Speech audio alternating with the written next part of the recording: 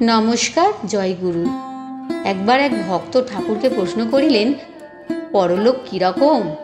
ঠাকুর বলিলেন, মানুষ যতক্ষণ অজ্ঞান থাকে ততক্ষণ ঈশ্বরলাভ হয় নাই, ততক্ষণ জন্মগ্রহণ করতে হবে, কিন্তু জ্ঞানলাভ হলে আর এ সংসারে আসতে হয় না।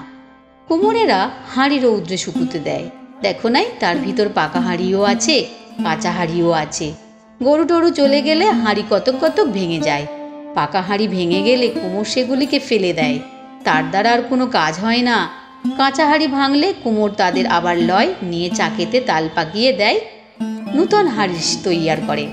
তাই যতক্ষণ ঈশ্বর দর্শন হয় নাই ততক্ষণ কুমোরের হাতে যেতে হবে, অর্থাৎ এই সংসারে ফিরে ফিরে আসতে হবে।